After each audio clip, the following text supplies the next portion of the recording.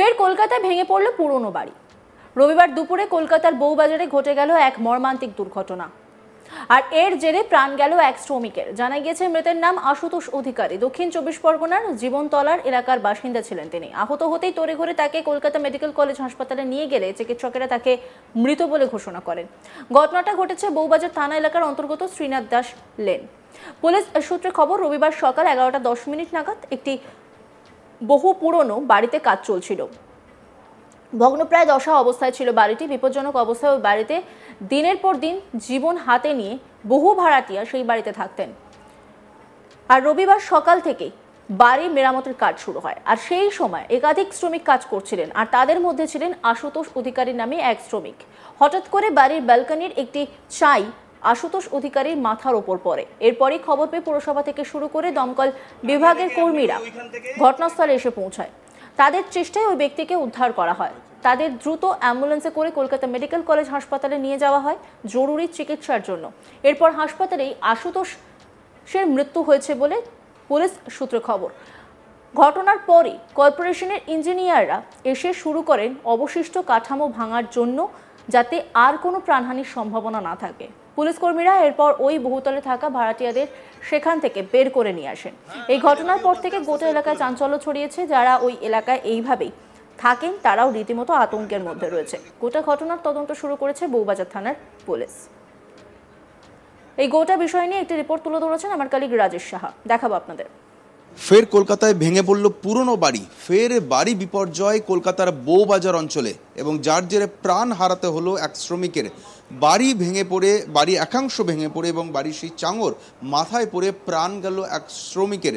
আশুতোষ অধিকারী নামে দক্ষিণ 24 পরগনার জীবনতলার বাসিন্দা সেই শ্রমিকের মৃত্যু হয়েছে কলকাতা মেডিকেল কলেজ হাসপাতালে নিয়ে গেলে। ঘটনাস্থল বউবাজার থানার অন্তর্গত শ্রীনাথ দাস লেন। যেটা পুলিশ সূত্রে খবর, আজ রবিবার সকাল 11:10 নাগাদ একটি পুরাতন বাড়ির কাজ চলাকালীন সে বাড়িটির একাংশ ভেঙে পড়ে।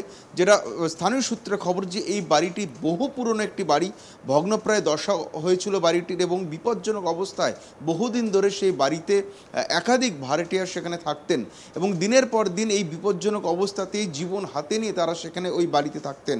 আজ রবিবার সকাল থেকে সে বাড়িতে মেরামতের কাজ শুরু হয়, এবং যেটা জানা যাচ্ছে 11:10 নাগাদ যখন সেখানে একাধিক শ্রমিক সেখানে কাজ করছিলেন, সেই সময় বাড়ির পেছনের একটি অংশ ব্যালকনি সমেত হঠাৎ করে ভেঙে পড়ে, এবং তার নিচে কাজ করছিলেন একজন শ্রমিক। তার নাম আশুতোষ অধিকারী, প্রায় 40 বছর বয়স। তার মাথার উপর ওই ভেঙে পড়া চাঙর তার মাথার উপর এসে পড়ে, এবং গুরুতর আহত অবস্থায় তাকে কলকাতা মেডিকেল কলেজ হাসপাতালে নিয়ে যাওয়া হয়। খবর পেয়ে ঘটনাস্থলে পৌঁছায় বউবাজার থানার পুলিশ আধিকারিকরা, সঙ্গে অ্যাম্বুলেন্স নিয়ে যাওয়া হয়। ডিএমজি অর্থাৎ ডিজাস্টার ম্যানেজমেন্ট গ্রুপের সদস্যদের তলব করা হয়। একাধিক অ্যাম্বুলেন্স ডেকে পাঠানো হয়। সিইএসসি অর্থাৎ বিদ্যুৎ সংস্থার কর্মীরা সেখানে গিয়ে পৌঁছান, কলকাতার পুরসভার আধিকারিকরা সেখানে পৌঁছান। এছাড়াও আরও একাধিক বিভাগের কর্মীদেরকে সেখানে তলব করা হয়। উদ্ধার কাজ শুরু করে দেওয়া হয়। পুলিশ এবং ডিএমজি এবং দমকল বাহিনীর কর্তারা হাতে হাত মিলিয়ে সেখানে উদ্ধার কাজ শুরু করেন, এবং সেখান থেকে কিন্তু ওই শ্রমিককে সেখান থেকে উদ্ধার করা হয়। তাকে উদ্ধার করে অ্যাম্বুলেন্সে করে কলকাতা মেডিকেল কলেজ হাসপাতালে নিয়ে যাওয়া হলে তার মৃত্যু হয়েছে বলে আমরা জানতে পারছি, এবং তিনি দক্ষিণ 24 পরগনার জেলার জীবনতলা এলাকার বাসিন্দা। এবং ওই বাড়িটি বহুদিন ধরে এভাবেই পড়েছিল বলে জানা গিয়েছে, এবং সেখানে পুলিশ কর্মীরা এখনও উপস্থিত রয়েছেন, যদিও ভেতরে কোনো কেউ এখনও আটকে নেই বলে কিন্তু জানা যাচ্ছে। যারা সেখানে ছিলেন তাদেরকে সকলকেই নিরাপদে বার করে নিয়ে আসা হয়েছে, এবং যারা ভাড়াটে ছিলেন তারা এতদিন ধরে এভাবে ওই বাড়িতে বসবাস করতেন বলে জানা যাচ্ছে। এবং রবিবার সকাল থেকে যখন মেরামতের কাজ শুরু হয়, তারপরেই ওই বাড়িটির পেছন দিকের একটা অংশ ব্যালকনি সমেত হঠাৎ করে ভেঙে পড়ে বলে জানা যায়, যার ফলে এই বিপর্যয়। এবং পুলিশ এবং দমকল কর্মীরা যেভাবে হাতে হাত মিলিয়ে কাজ করেছেন, তাদের দাবি করা হচ্ছে ভেতরে কেউ আটকে নেই, আর কোনো হতাহতের কিন্তু খবর নেই। এই একজন শ্রমিক যিনি প্রাণ হারিয়েছেন, হাসপাতালে নিয়ে যাওয়ার পর তার প্রাণ হারিয়েছে, এবং এই ঘটনায় কিন্তু ইতিমধ্যে তদন্ত শুরু হয়েছে বউবাজার থানার পুলিশ।